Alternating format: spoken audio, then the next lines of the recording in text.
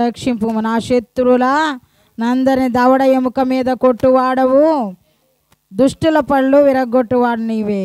రక్షణ యెహోవాది, నీ ప్రజల మీదకి నీ ఆశీర్వాదము వచ్చునుగాక. చిన్న ప్రారంభంలో జరిగించిన దేవా స్తోత్రాలు చెల్లించుకుంటూ యేసయ్య దివ్య నామములు అడుగుచున్నాం మా పరమ తండ్రి, ఆమేన్.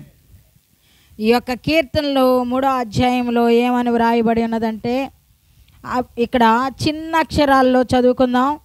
అబ్షాలోమును తన కుమారుని ఎదుట నుండి పారిపోయినప్పుడు దావీదు రచించిన కీర్తన. దేవునికి స్తోత్రం. ఏమని వ్రాయబడి ఉన్నది? అబ్షాలోము అనే తన కుమారుడు ఏం చేస్తున్నాడు? తరుముతున్నాడు అన్నమాట. అతని ఎదుటి నుండి పారిపోతూ ఉన్నాడు దావీదు. పారిపోయినప్పుడు రచించిన ఈ యొక్క 3వ అధ్యాయము. ఈ అధ్యాయం అంతా ఎవరు రాశారమ్మా? ఎవరు రాశారు? దావీదు మహారాజు ఈ కీర్తన పాడుతూ రచించాడు అన్నమాట. ఎలా రచించాడు? పారిపోతూ. ఎలా పారిపోయాడు? చెప్పులు లేవు, ఆ తర్వాత చెప్పులేమీ లేవు, ఆ తర్వాత ఏడుస్తూ వెళ్ళాడు, ముసుగేసుకున్నాడు. ఎలా వెళ్తున్నాడు? కుమారుని కొండపైకి వెళుతూ ఏడుస్తూ దేవుని చాటుగా పారిపోతూ ఉన్నాడు. బైబిల్ గ్రంథంలో వ్రాయబడి ఉన్నది. అదేవిధంగా అప్పుడు రచించాడు ఈ కీర్తన. ఏమని రచించాడంటే, యెహోవా నన్ను బాధించే వాళ్ళు ఎంతో చూడండి, ఎంతోమంది బాధిస్తూ ఉంటారు. నన్ను బాధించే వాళ్ళు ఒక కుమారుడే కాదు, తన స్నేహితుడి వల్ల కూడా బాధను అనుభవించాడు. అతనే ముఖ్యుడని ఎంచుకొని ఎంత స్నేహితుడు, ప్రాణ స్నేహితుడు కూడా బాధిస్తూ ఉన్నాడని విలవిల్లాడిపోయాడు. ఆ దావీదు నన్ను బాధించేవారు అనేకులు, నా మీదకి లేచువారు అనేకులు, దేవుని వలన అతనికి రక్షణ ఏమీ దొరకలేదని చెప్పుకుంటున్నారు. బాధలు వస్తూ ఉంటాయి, అతనికి రక్షణ లేదు, బాధలు వచ్చినాయి.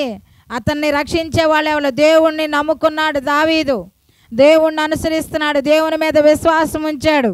అయితే బాధ వచ్చింది. ఏ బాధ? తరమబడ్డాడు, పారిపోతూ కొండ ఎక్కుతూ ఉండంగా రచించిన కీర్తన. అప్పుడు ప్రజలందరూ అనుకుంటున్నారు, ఈయనకి ఎవరు రక్షించే వాళ్ళు ఎవరు లేరు. నా మీదకి లేచువారు అనేకులు, దేవుని వలన అతనికి రక్షణ ఏమీ దొరకదని నన్ను గురించి చెప్పువారు, మన గురించి చెప్పేవాళ్ళు అనేక మంది ఉంటారు.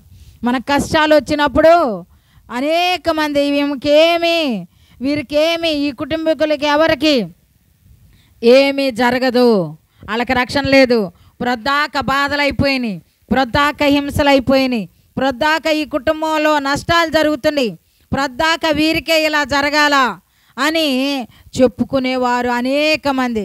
వీళ్ళకి రక్షణ ఏమీ లేదని కూడా చెప్పుకున్నారని దేవుని వాక్యంలో వ్రాయబడినది. యెహోవా నీవే నా కేడెముగాను, నీవే నా అతిశయాస్పదము, నా తల ఎత్తుతాను అని దేవుని వాగ్దానం చేస్తున్నాడు దావీదు. నీవే అతిశయాస్పదముగాను తల ఎత్తువాడవు నీవే అని మాట్లాడుతున్నాడు దావీదు. తల ఎత్తేవాడు కానీ తల దించుకునేవాడా దేవుడు? తల దించే దేవుడు కాదు. ఈ రోజున ఎంతో వేదనతో అందరం ప్రార్థన చేసాం, బాబు నీవు ప్రభువా అని ప్రార్థన చేస్తే తల ఎత్తేవాడుగా ఉంచాడా, తల దించేవాడుగా ఉంచాడా? తల ఎత్తువాడుగా ప్రభు ఉంచాడు. దేవునికి స్తోత్రం. ఆయన తన పరిశుద్ధ పర్వతము నుండి నాకు ఉత్తరం ఇచ్చును, యెహోవా నాకు ఆధారము కావున నేను పండుకొని నిద్రపోయి మేలుకొందును. 10,000 మంది దండెత్తి నా మీదకు వచ్చినా నేను భయపడను అని మాట్లాడుతున్నాడు. దుష్టుల పళ్ళు విరగొట్టేవాడనే దవడ ఎముక మీద కొట్టువాడవు నీవే అంటున్నాడు. దేవుని మీద ఆధారపడుతున్నాడు, దేవుని మీద విశ్వాసం ఉంచుతున్నాడు. శత్రువుల నుండి తనే కొడుతున్నాడా? యేసు ప్రభువుకి అప్పచెప్పారు, దవడ ఎముక మీద కొట్టువాడవు నీవే. దవడ దుష్టుల పళ్ళు విరగొట్టువాడవు నీవే, నా ఆధారం నీవే, నా శత్రువులందరినీ నీకే అప్పచెబుతున్నాను. నువ్వేం చేస్తావు? దొంగగా వెళ్ళిపోయి పారిపోతున్నాడు. ఎదురు చెప్పగల శక్తి లేదా? సైనికులు లేరా? అందరూ ఉన్నారు. అతన్ని అబ్షాలోమును చంపే శక్తి లేదా? ఉంది. కానీ కుమారుని క్షమించి, ఈ దావీదుకి క్షమించే మనసు ఎక్కువగా ఉంది. సౌలుని చంపే విధానం వచ్చిందా లేదా? ఏం చేశాడు? చెంగును కోసి బుడ్డి చెంబుని తీసుకొచ్చాడు. నా యొక్క సౌలు మీరందరూ ఎందుకు నిద్రపోయారు? అతను ప్రాణం పోతే ఏం చేసేవాళ్ళు అని మాట్లాడాడా లేదా? అలాగే దావీదుకి ఏ మనసు ఉంది? క్షమించే మనసు కలిగి జీవించాడు. దేవునికి స్తోత్రం. అబషాలోము దగ్గర నుంచి పారిపోయే సమయంలో కొండ ఎక్కుతూ చెప్పులు లేకుండా కాళ్ళు కాలుకుంటూ అలాగే ముసుగు వేసుకుని కన్నీళ్లు కారుస్తూ వెళుతూ ఉన్న సమయంలో ఈ యొక్క కీర్తన వ్రాసాడు.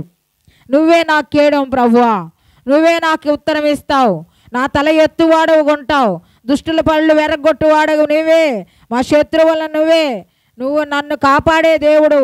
10,000 మంది దడ్డి వచ్చినా నేను మాత్రం భయపడను. ఎందుచేత భయపడడు?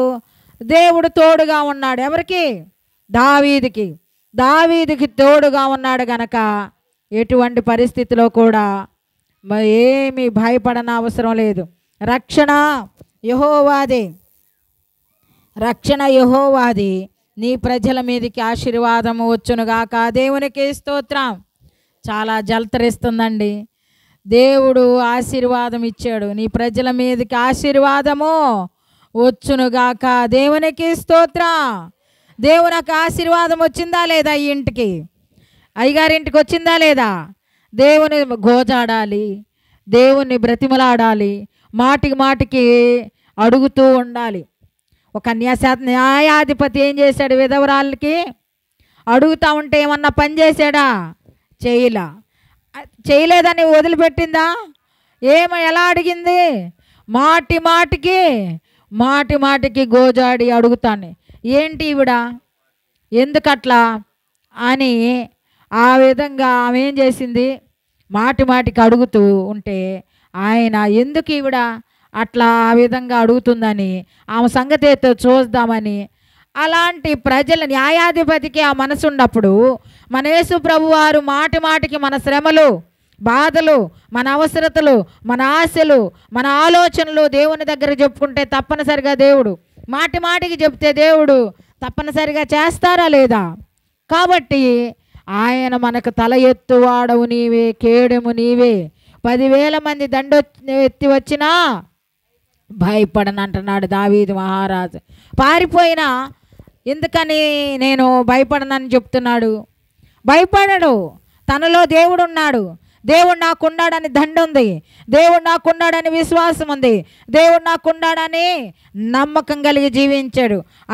అటువంటి నమ్మకం కలిగి జీవించటం వల్ల ఆ యొక్క దావీదు మహారాజు నేను భయపడను అన్నాడు. మనం కూడా భయపడవసరం.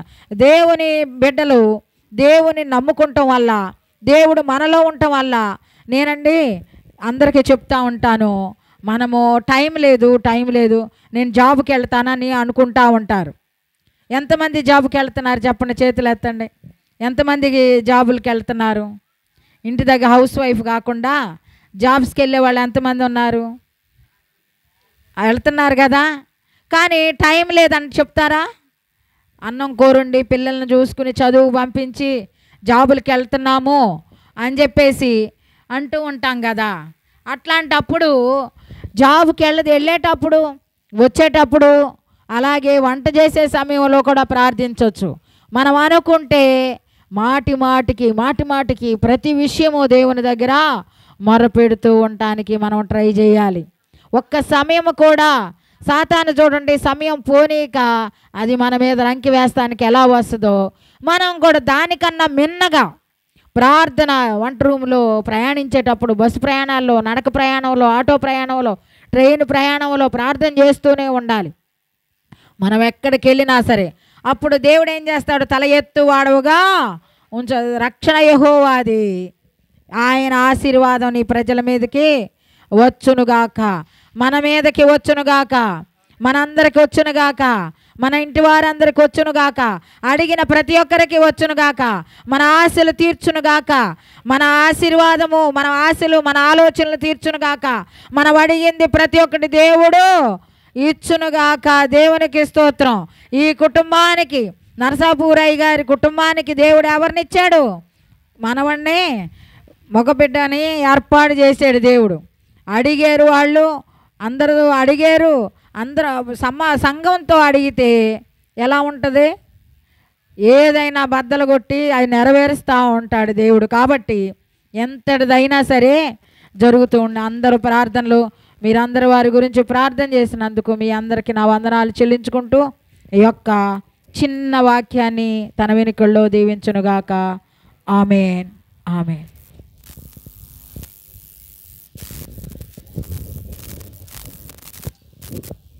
అమ్మగారు మంచి మాటలు చెప్పారు. దేవుని స్తోత్రం. అమ్మగారికి వందనాలు. మరి మన మధ్య వాగ్దాన్ కుమార్ ఉన్నారు, ఒక పాట పాడతారు.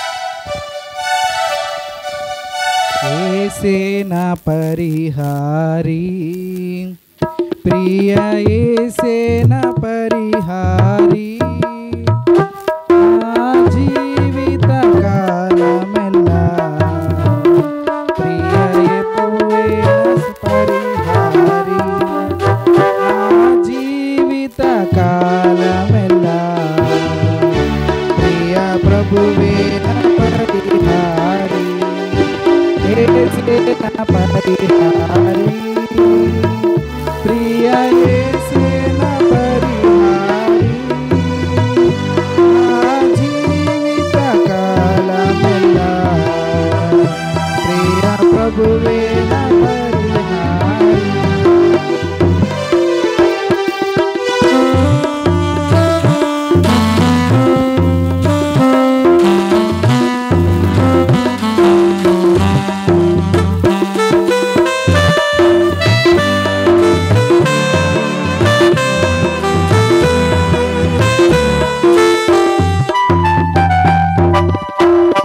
ఎన్ని కష్టాలు కలిగినను నన్ను కృంగించే బాధలెన్నో,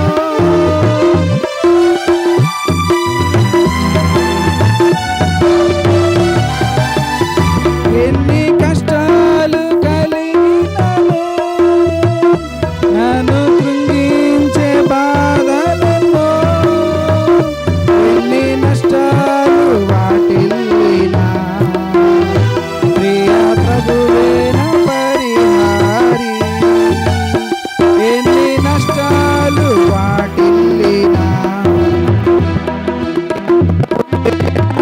పరిహారి, ఏసేనా పరిహారి, ప్రియ ఏసేనా పరిహారి, నా జీవిత కాలమెల్లా ప్రియ ప్రభువే నా పరిహారి, నా జీవిత కాలమెల్లా ప్రియ ప్రభువే నా పరిహారి.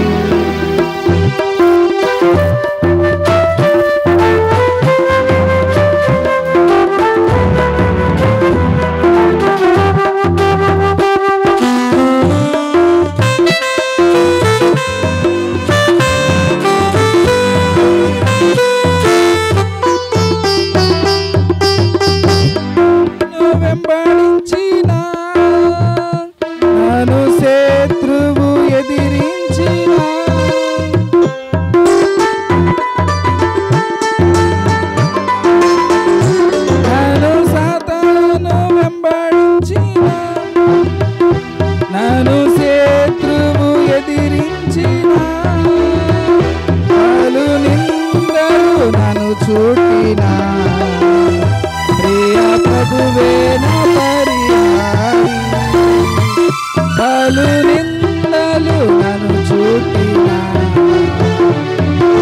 ప్రభువే నా పరిహారి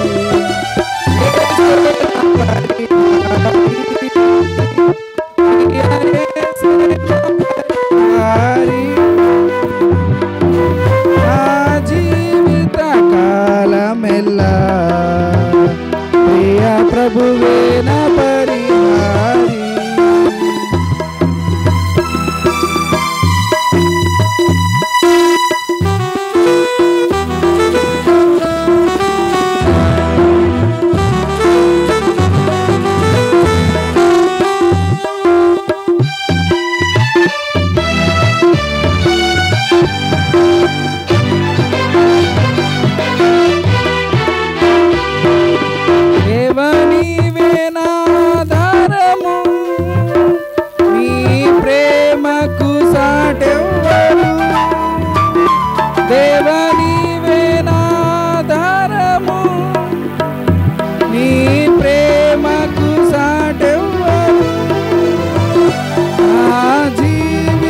కాలమంతా నేను పాడి స్తుతించెదను నా జీవిత కాలమంతా నేను పాడి స్తుతించెదను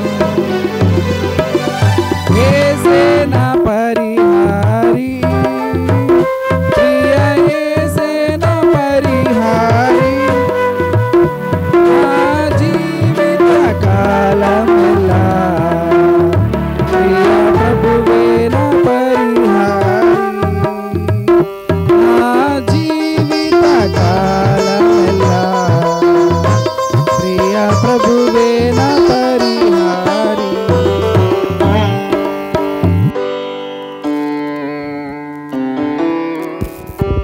పాట పాడిన వద్దన కుమార్ ప్రభుపేట వందనాలు. మన మధ్య హైదరాబాద్ నుంచి వచ్చినటువంటి అక్సమ్మ గారు ఉన్నారు, పాట పాడతారు.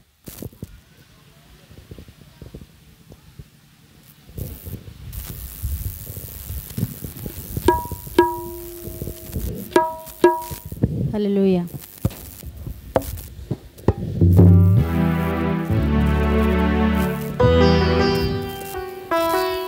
మరణము నన్నేమి చేయలేదు, పరిస్థితి నన్నేమి చేయగలదు. మరణము నన్నేమి చేయలేదు, పరిస్థితి నన్నేమి చేయగలదు. నీ కృప సమృద్ధిగా నాపై నిలిపి కాపాడినావు. నీ కృప సమృద్ధిగా నాపై నిలిపి తోడై ఉన్నావు. మరణము నన్నేమి చేయలేదు, పరిస్థితి నన్నేమి చేయగలదు.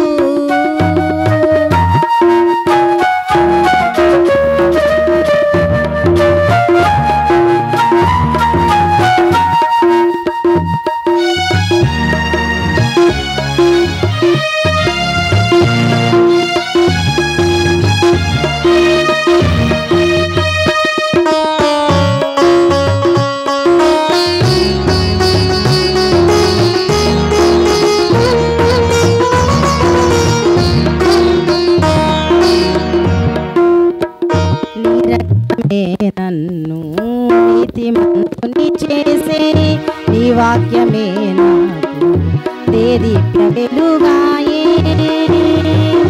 నీ రక్తమే నన్ను నీతిమంతుని చేసే నీ వాక్యమే నాకు దేదీప్య వెలుగాయే. నన్ను సీయోనులో చేర్చుకుంటే నా ఎడల నీకున్న ఉద్దేశమా. నన్ను సీయోనులో చేర్చుకొనుటే నా ఎడల నీకున్న ఉద్దేశమా.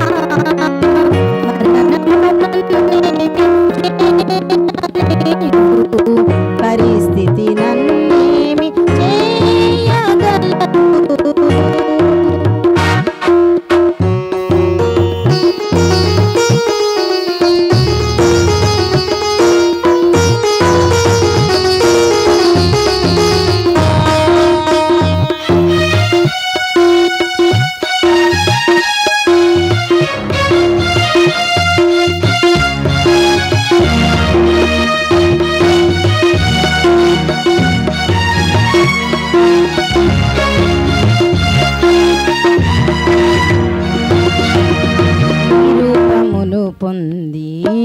జీవించుటే ఆశ సియోను పాటలు గొర్రె పిల్లతో పాడి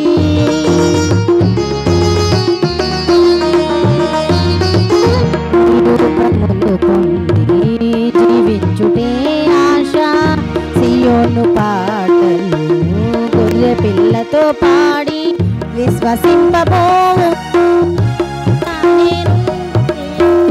నా ఎడల నీకున్న ఉద్దేశమా విశ్వసింపబోవు వారికి మాదిరిగా నేనుండుటే నా ఎడల నీకున్న ఉద్దేశమా మరణము నన్నేమి చేయలేదు పరిస్థితి నన్నేమి చేయగలదు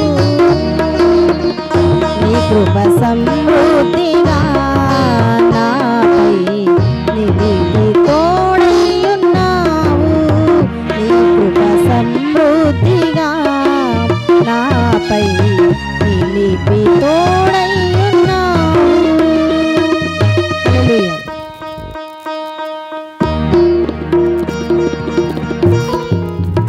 పాట పాడిన అక్షమతో వందనాలు. రోజా సాక్ష్యం చెప్తుంది.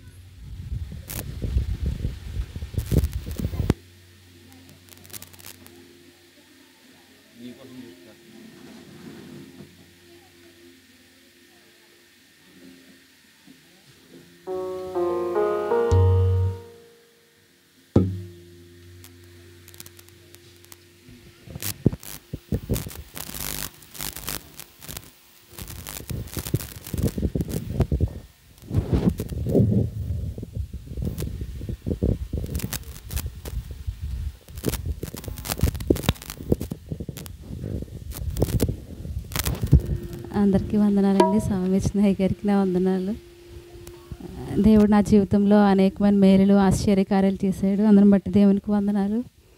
నా కోసం మీ అందరూ ప్రార్థన చేశారు. మరి ముఖ్యంగా అంటే కామన్గా మాకు ఇంట్లో మా అక్క వాళ్ళకి కానీ పెద్దమ్మ వాళ్ళకి కానీ ముగ్గురు ఆడపిల్లలు కంటిన్యూషన్ అవుతుంది కాబట్టి సేమ్ యాస్టీజ్ మాకు అలాగే అవుద్దేమో అని అనుకున్నాను. కానీ ఏంటంటే దేవుని మహాకృపను బట్టి దేవుడు అడిగిన దానికంటే అధికంగా ఇచ్చే దేవుడు కాబట్టి నా సంఘము కానీ నా ఆత్మీయ తల్లిదండ్రులు కానీ అలాగే నా రక్త సంబంధికులు అని అందరూ నా కోసం ఇక్కడున్న ప్రతి ఒక్కరూ నా కోసం దేవుని సన్నిధిలో అడిగారు. అందుని బట్టి మీ అందరికీ నా హృదయపూర్వకంగా వందనాలు తెలియజేస్తున్నానండి. అలాగే అమ్మగారు అయ్యగారు కూడా మద్రస అమ్మగారు ఎప్పుడు చెప్తా ఉండేది, నీకోసం ఫోన్ చేసినప్పుడు నీకోసం ఎప్పుడు ప్రార్థన చేస్తున్నామమ్మ, నువ్వు అవిశ్వాసంగా ఉండకు, విశ్వాసంగా ప్రార్థన చేయని. అలాగే మా అత్తమావుల కుటుంబంలోంచి కూడా ఎప్పుడు ఫోన్లు చేసిన మా అక్క సోదరిని కూడా చెప్తూ ఉంటుంది, నీకోసం మేమందరం కుటుంబం అంతా ప్రార్థన చేస్తున్నాము. అలాగే సెలెస్టి వినయమామకి బాబు కావాలి ప్రభు, బాబు కావాలి ప్రభు అని ఎప్పుడు ప్రార్థన చేస్తూ ఉంటాడు. రోజు నువ్వేం భయపడకు అని నాకు ధైర్యం చెప్తూ ఉండేది. నన్ను వినయ్ బాబుని ఎంతగానో కుటుంబ సభ్యులుగా ఆత్మీయులుగా నన్ను ఎంతో ఆదరించి నన్ను ధైర్యపరిచినందుకు మీ అందరికీ నా హృదయపూర్వక వందనాలు తెలియజేస్తున్నానండి. మేము ఈ ఫంక్షన్ పెట్టుకోవడానికి గల కారణం కూడా అదే, మీ అందరు మా కోసం ప్రార్థన చేశారు. మీ అందరికీ కృతజ్ఞతగా నేను ఏదో చెప్పుకోవాలి అన్న ఉద్దేశంతోనే మేము ఇలా పెట్టుకున్నామండి. దేవుడు మా జీవితంలో అనేకమైన మేలులు ఉపకారాలు ఆశ్చర్యకార్యాలు చేశాడు. అందుని బట్టి దేవునికి ఎంతగానో వందనాలు తెలియజేస్తున్నాను. నా కోసం నా కుటుంబం కోసం ప్రార్థన చేశారు. అందుని బట్టి మీకు అందరికీ వందనాలు. దేవాతి దేవుడు నన్ను జ్ఞాపకం చేసుకొని హవీలా హదస్సా పుట్టిన తర్వాత 5 సంవత్సరాల తర్వాత నన్ను జ్ఞాపకం చేసుకొని గర్భఫలాన్ని ఇచ్చి మాకు పెళ్ళైన అంటే 2018లో మాకు వివాహం అయింది. వివాహం అయిన తర్వాత హాస్పిటల్కి వెళ్తే నాకు ఇలా బ్లీడింగ్ సమస్య ఉందని నేను మా వదిన వెళ్ళామండి. అక్క వదిన తీసుకుని వెళ్తే ఆవిడంది, నీకు పిల్లలు పుట్టే అవకాశం తక్కువగా ఉంది, అంటే ఎగ్ రిలీజ్ చేసే హార్మోన్ ఎక్కువగా ఉంది, పిల్లలు పుట్టే అవకాశం లేదని చెప్పింది. అప్పుడు ఆటోలో మా వదిన నేను మాట్లాడుకుంటూ వచ్చాం. మా ఆంటీకి పిల్లలంటే చాలా ఇష్టం, పిల్లలు పుట్టకపోతే ఎలాగా, ఒకగానొక కొడుకు అని అక్క వదిన నన్ను పట్టుకుని ఏడ్చింది, నేను ఆ వదిన పట్టుకుని ఏడ్చేసాను. అయితే మందులు వాడమని చెప్పింది డాక్టర్ అమ్మ. అలాగే 3 నెలల మందులు వాడి 3 నెలల ఉపవాస ప్రార్థనలు ఉన్న తర్వాత దేవుడు నన్ను జ్ఞాపకం చేసుకుని హదస్సాని ఇచ్చాడు. హదస్సా పుట్టిన తర్వాత దేవా నాకు మళ్ళీ ఆడపిల్లే కావాలని ప్రార్థన చేసుకున్నాను. ఎందుకో తెలియదు, ఆ ప్రార్థన అలాగే వచ్చేసింది. దేవుడు మమ్మల్ని జ్ఞాపకం చేసుకుని వెంటనే హవీలా కడుపులో పడ్డ తర్వాత అమ్మాయ అబ్బాయ ప్రభువా ఏం పేరు పెట్టమంటావు, నేను కడుపులో ఉండగానే ప్రార్థన చేసుకునేదాన్ని అండి. పేర్లు ఏం పెట్టాలని. హదస కూడా పుట్టకముందే హదస అని పేరు దేవుడు ఇచ్చాడు. తర్వాత హవీలా కడుపులో పడ్డ తర్వాత 7 నెలల దాకా నాకు పేరు ఇవ్వట్లేదు దేవుడు. నాకు అమ్మాయా అబ్బాయా తెలియట్లేదు ప్రభువా, నువ్వు నాకు పేరు ఇవ్వి అని ప్రార్థన చేసినప్పుడు 7 నెలల్లో ఇచ్చాడు దేవుడు హవీలా అని. అప్పుడు నేను హవీలా అని పేరు పెట్టుకున్నాను. తర్వాత హవీలా పుట్టిన 21వ రోజు మా అమ్మ వాళ్ళ ఇంటి దగ్గర పురుడు స్నానం చేస్తారు కదా, అప్పుడు ప్రార్థన చేస్తున్నప్పుడు దేవా నాకు 3వసారి అబ్బాయి పుడుతుంది అమ్మాయి పుడుతుంది అని దేవుడిని అడిగినప్పుడు దేవుడు 3వసారి హానూక్ అనే పేరుని నాకు ఇచ్చాడండి. అప్పుడు నేను అప్పటి నుంచి విశ్వాసంగా అప్పటి నుంచి ప్రార్థన చేస్తూనే ఉన్నాను, దేవా నాకు కుమారుడు కావాలి. ఎందుకంటే ఇది సేవ. అంటే మా ఫ్రెండ్ ఒక అమ్మాయి ఉంది, ఆ అమ్మాయికి 2 ఆడపిల్లలు. నాకు ఇలా బాబు పుట్టడానికి ఫోన్ చేస్తే అమ్మాయి అంటుంది, మీకు అవసరం, ఎందుకంటే మీకు సేవ చేయాలి కాబట్టి, మీకు అవసరం కాబట్టి నువ్వు దేవుడిని అడిగి పొందుకున్నావు రోజా, మీకు సేవ కావాలి, మాకంటే అవసరం లేదు, 2 ఆడపిల్లలు ఉన్న మా జీవితం ఇలా సాగిపోద్ది అని. కాబట్టి దేవుడిని నేను ఆడపిల్ల పుట్టిన దగ్గర నుంచి అడుగుతూనే ఉన్నాను, దేవా కుమారుడిని స్వాస్యంగా దయచేయని. దేవుడు 2018లో వివాహం చేశాడు. 2019లో హదస పుట్టింది, 2020లో హవీలా పుట్టింది, 2021-22 సంవత్సరంలో కరోనా వైరస్తో ఉన్నప్పుడు దేవుడు మమ్మల్ని పోషించి అలాగే సంఘము పరిచర్య ఆగిపోకుండా ముందుకు నడిపించాడు. 2023లో అనుకోకుండా దేవుడు మాకు గృహాన్ని ఇచ్చాడు. 2024లో జ్ఞాపకం చేసుకున్న గర్భఫలాన్ని ఇచ్చాడు. 2025లో దేవుడు అనుకోని రీతిగా నాకు కుమారుని ఇచ్చాడు. అందుని బట్టి దేవాతి దేవునికి వందనాలు తెలియజేస్తున్నాను. ఇలా దేవుడు ప్రతి సంవత్సరం నన్ను జ్ఞాపకం చేసుకుంటూ అనేకమైన ఆశ్చర్యకార్యాలు అనేకమైన అద్భుత కార్యాలు చేస్తూ వస్తున్నాడు. దేవుడికి ఏమి ఇచ్చినా రుణం తీర్చుకోలేను. దేవాది దేవుడు నన్ను ప్రేమిస్తున్నందుకు నేను అర్హురాలు కాకపోయినా దేవుడు నన్ను ప్రతి క్షణం ప్రేమించి ఆయన కృపనిచ్చి ఆయన ఆశీర్వాదాన్ని ఇస్తున్నాడు. యోగ్యత లేనిదాన్ని అర్హత లేనిదైనా యోగ్యురాలైనా నన్ను ప్రేమించి దేవుడు నా కోసం చేసిన ప్రతి మేలును బట్టి దేవాతి దేవునికి మాత్రమే మహిమ రావాలని నేను అనుకుంటున్నాను. ఇంకను నేను జీవించినంతకాలం ఆయన కొరకు గొప్ప సాక్షిగా వాడబడాలనేది నా ఆశ, నా కోరిక. మీ అనుదిన ప్రార్థనలో కూడా మమ్మల్ని జ్ఞాపకం చేసుకోండి. దేవుడిచ్చిన కుమారుని బట్టి కుమారుడికి కూడా దేవుడు పేరు ఇచ్చాడు. హనూకు విందని పెట్టుకున్న ఈ సంవత్సరం 2024 డిసెంబర్ నెలలో నేను ప్రార్థన చేస్తాను వాగ్దానం కోసం. దేవుడు ఈ విజయాన్ని ఇచ్చే సంవత్సరంగా నా జీవితంలో ఇచ్చాడు. అలాగే నా అనుకోని రీతిగా దేవుడు కుమారుని ఇచ్చి మా జీవితంలో విజయాన్ని ఇచ్చాడు. కాబట్టి ఆ అబ్బాయికి మేము హనూకు విన్నని పెట్టాను. అందరిని బట్టి దేవునికి వందనాలు తెలియజేస్తున్నాను. అయితే మొన్న బాబు పుట్టిన తర్వాత పలకరించడానికి వస్తారు కదా, ఒక అబ్బాయి వచ్చి అంటున్నాడు, ఝాన్సీ వాళ్ళ హస్బెండ్ అనమాట, అక్క నేను దేవుడిని నమ్ముతాను, ఒక 70% నమ్ముతానేమో, కానీ నీ జీవితంలో దేవుడు చేసిన మేలుని బట్టి నేను 100% నమ్ముతున్నాను అక్క అన్నాడు. అందుని బట్టి నేను ఎంతగానో సంతోషించాను. దేవుడు విశ్వాసం ద్వారా అనేకమైన ఆశ్చర్య కార్యాలు చేస్తాడన్న విషయాన్ని నేను ఎంతగానో నమ్ముతాను. ఎందుకంటే నా చిన్నప్పటి నుంచి నేను దేవుని మీద తప్ప వేరే వాళ్ళ మీద ఆధారపడలేదండి. నాకు 8వ సంవత్సరం ఉన్నప్పుడే నన్ను హాస్టల్లో వేసారు. అప్పటి నుంచి నేను దేవుని మీద ఆధారపడుతూ నాకు ఏది కావాలన్నా దేవుడిని అడుగుతూ వచ్చాను. దేవుడు కూడా నన్ను విడిచిపెట్టకుండా నా జీవితంలో చేసిన ప్రతి మేలును బట్టి ఆయనకి మాత్రమే మహిమ ఘనత ఆరోపించుకుంటున్నాను. అయితే కీర్తనల గ్రంథం 7వ అధ్యాయంలో ఒక వాక్యం ద్వారా దేవుడు నాతో మాట్లాడాడండి. దేవుడి కృపాతిశయములను బట్టి అనేక మంది జనులంట మన కోసం మాట్లాడుకుంటారంట.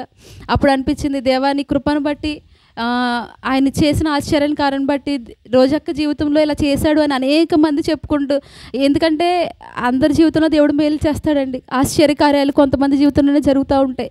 అందుని బట్టి దేవాతి దేవునికి ఎంతగానో వందనాలు తెలియచేసుకుంటూ నా కోసం ప్రార్థన చేసిన మీ అందరికీ మరి ఒకసారి ఆత్మీయ తల్లిదండ్రులకి, మద్రాసు నుంచి వచ్చిన అయ్యగారికి, అలాగే హైదరాబాద్ నుంచి వచ్చిన అయ్యగారికి, మా ఆత్మీయ తల్లిదండ్రులు నా కోసం రాత్రి పగలనక నా కోసం ప్రార్థన చేస్తూ వచ్చారు. మీ అందరికీ వందనాలు తెలియచేస్తున్నాను. ఎందుకంటే నా కోసం ప్రార్థన చేయడానికి గల కారణం, నాకు ఫస్ట్ సెకండ్ డెలివరీలు కూడా బీపీ రేజ్ అయిపోవడం, అన్కాన్షియస్ అయిపోవడం, చిల్స్ రావడం, అలాంటి ఇబ్బందికరమైన పరిస్థితులు వచ్చినాయి. 3వ డెలివరీలో అనేక మంది మరణించడాలు జరుగుతున్నాయి. అదొక భయం, టెన్షన్ ఉండిపోయింది నాకు. ఆ మరణ భయం నుంచి నన్ను దేవుడు తప్పించి సజీవంగా ఉంచి నన్ను ఈ రోజున మీ అందరి ముందు నిలవబడ్డానికి గల కారణం దేవాతి దేవుడు. కాబట్టి నా కోసం మీరు అందరూ ప్రార్థన చేసిన విధానాన్ని బట్టి నీకు మరి ఒకసారి అందరికి వందనాలు తెలియచేసుకుంటూ దేవుడిచ్చిన సాక్ష్యం దీవించును గాక. ఆమేన్.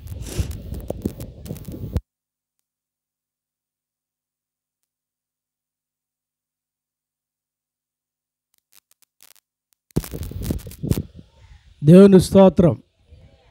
మంచి సాక్ష్యం ఎన్నో. మన మధ్య మద్రాసు వచ్చినటువంటి బిషప్ దానియల్ అయ్య గారు ఉన్నారు మన మధ్య. ఆఖరిగా కొద్ది నిమిషాలు దేవుని వాక్యాన్ని అందిస్తారు.